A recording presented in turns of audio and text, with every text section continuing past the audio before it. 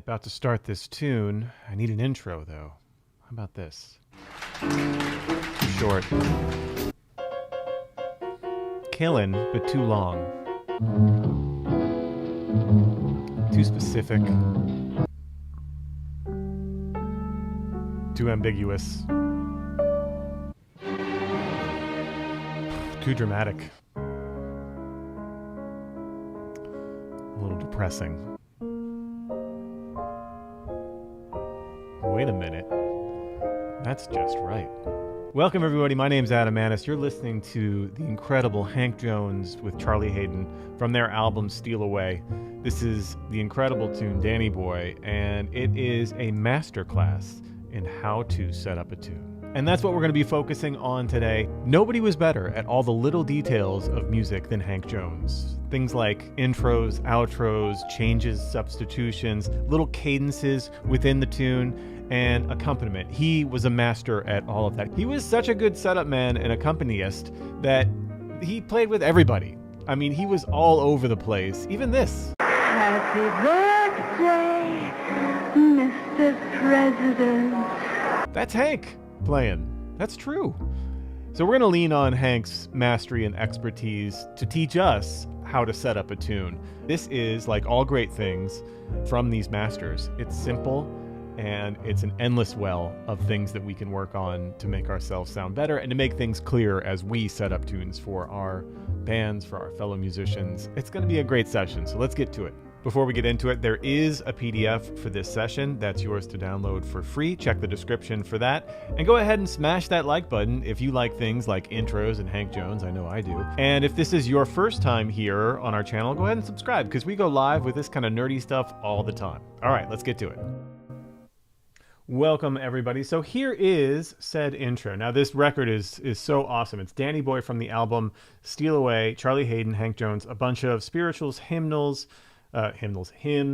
folk songs. It's so gorgeous, and their playing on it is so easy and personal, and Hank really shows his brilliance for things like setting up tunes.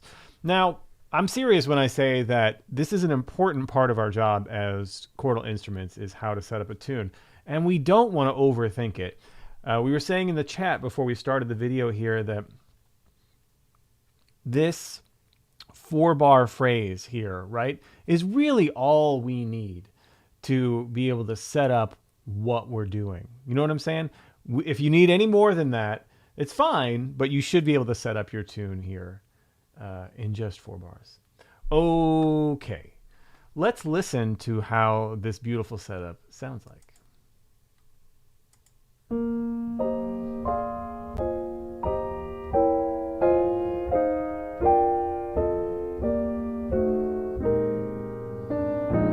I put a little extra tag on there, but listen to that again. First of all, listen to Hank Jones's touch here.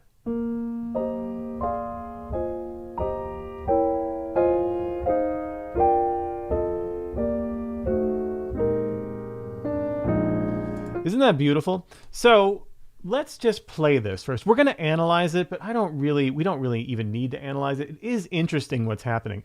But before we even do that, I just want to play it and get the sound in our head. So this is a drop 2 format here, for the most part.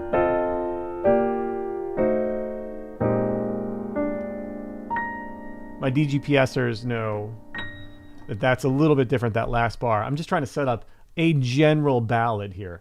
We're going to find out later that we can use this style of intro really on any kind of tune. And we're going to start here with the ballad. Let's start nice and slow. Let's see if we can just kind of get this in our fingers at 60 beats per minute. 1, 2, 3, and...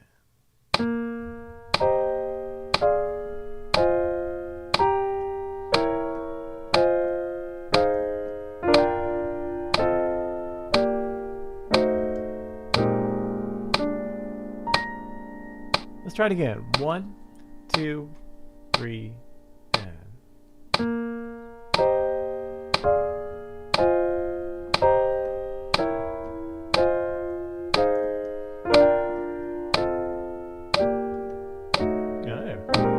See if we can do it again and play the right notes. 2, 3, and...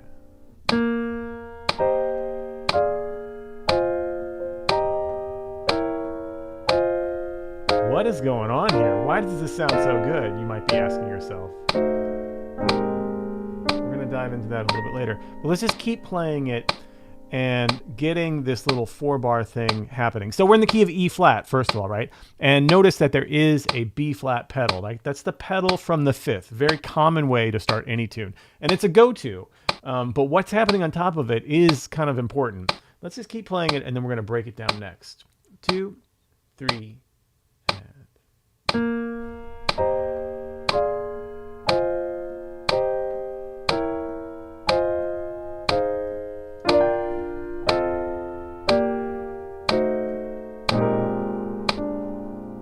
time.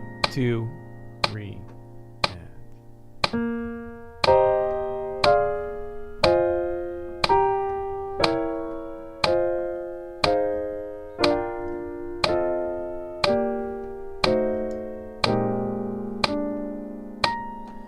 Okay, so that intro can be used on any kind of tune, mostly for major keys, but you can use the same concept on minor keys. Well, you might be like, well, what are you talking about? Let's have a look here at what actually is going on. And I think there might be some mind blowage here. Check this out. So again, I mentioned we're in the key of E flat, right? We're going to set up right, a big E flat major chord on the top of the form. But look at this B flat pedal. The first bar is setting up our tonic. It's setting up E flat major. We start with this E flat major 6 shape in drop 2, right? E flat, G, C, E flat, G, C, B flat, right? A little E flat 6 shape. And then we go to this B flat 9 shape, a little F minor 6 shape. Remember the Barry Harris 6 shapes? Barry Harris and Hank Jones were closely pianistically related. Right, then we go to this B flat 7 sus. Maybe you might call this an F minor 7 over B flat because we have this pedal. Then check it out. The second bar, right, beat 1, we're back to the tonic E flat. But then something kind of unexpected happens. This little G diminished shape happens, right? And it goes to our A flat 6 shape. And there's going to be 2 of those in a row. Again, all drop 2 here, right? A flat 6, you've got A flat, C, E flat, and F. That's the root 3, 5, 6 of A flat. You could also think of this as F minor if you want.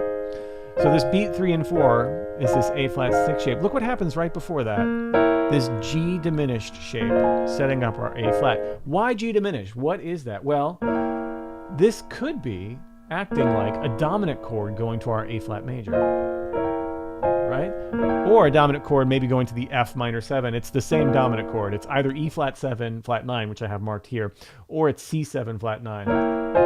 But it's very important to kind of notice here, the first bar, Hank is setting up the 1 with the 5, 1 thing. The second bar, he's setting up the 4, right? That A flat, or you might think of it as the 2. They're both cousins, essentially, with its own 5, 7, this little diminished chord. Now check it out. Here's where magic can happen, and here's where you can take this to your own playing. The third bar, Hank, turns our B flat, right, which is the dominant chord, it's supposed to be B flat 7, into a 1, 5, 1, 5 in now the key of B flat. This is B flat 6 to F7 to B flat 6 to F7 flat 9. And then on bar 4, back to a dominant sound with this suspended.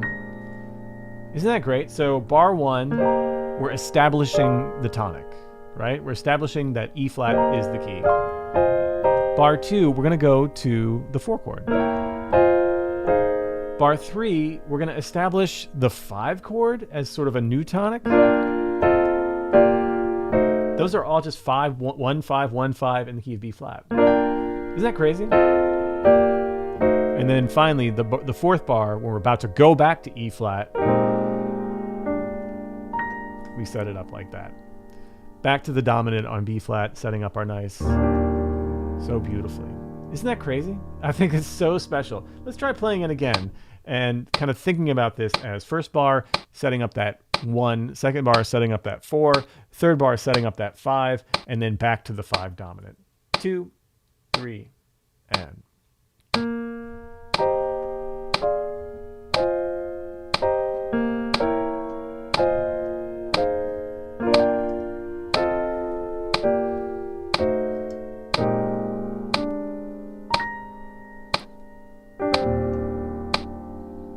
It's amazing. So you can learn this as written here, completely like Hank Jones plays it on Danny Boy. Or we can just take this concept of a bar setting up the 1, a bar setting up the 4 with some 5/1s, and a bar setting up the 5 with some 5/1 cadences, and then going to that dominant 5 again, really in any key. So check this out. What if we wanted to do this like swinging and in a different key and use different notes? We could easily...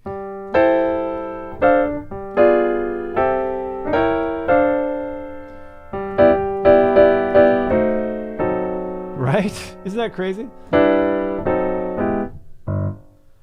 Right? So setting up, now we're in the key of C here, right? So we're going to set up the 1, the little 5/1 thing on the 1. Then we're going to set up the 4, right? Which happens here with this little G diminished shape going to the 4 chord. That should be F6, not F9. Sorry about the typo there.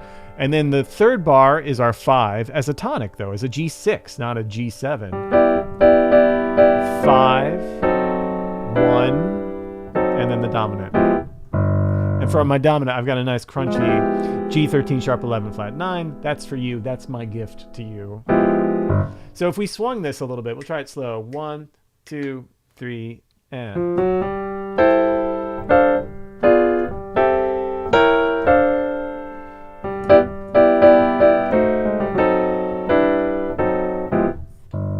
Right now, you're using this same concept of that setting up that tonic with a 1/5 thing, and then setting up that 4 chord with the 5 of the 4, right? The C7 flat 9 going to the F6, and then 3rd bar setting up that 5.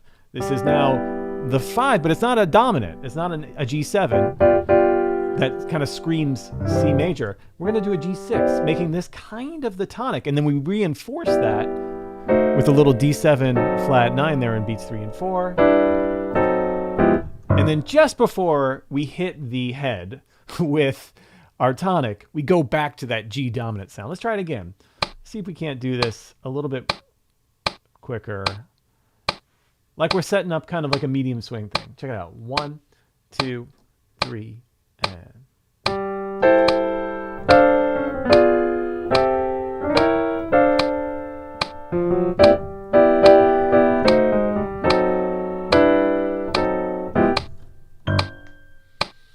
So that's it. That is this sort of, like, for lack of a better word, a formula that you can use. You can literally do this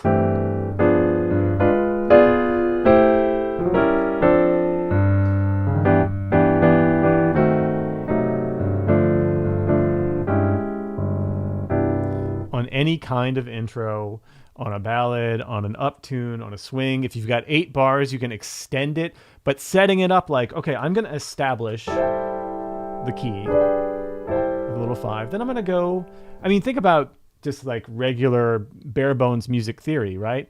You've got your tonic, your dominant, and your subdominant. And that's exactly what we're working with here. We got our tonic, our subdominant, and our dominant. Kind of implying a different key there by the 3rd bar, and then just setting up our dominant. It's so beautiful.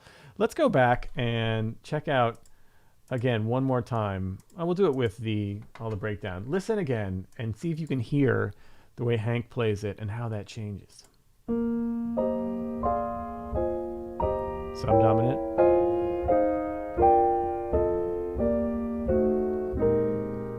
Right? Like you're kind of implying different keys in that 4 bars, but you still end up in this beautiful dominant place that leads you right to our beautiful 1 chord.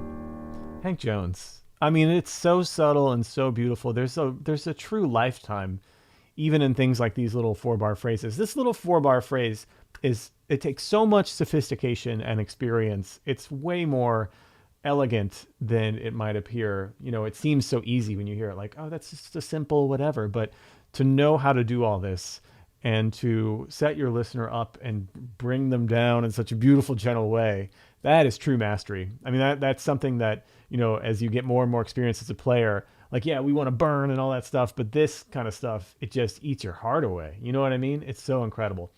And that's it. That's all I got for you today. Take this to your playing. See if you can create intros to any tune using this idea of 1, setting up the 4 with some diminished chords, setting up your 5 as a new tonic with some diminished chords, and then ending with that 5 back to the dominant. I promise you it works every time. 80% of the time, it works every time. I'll say that.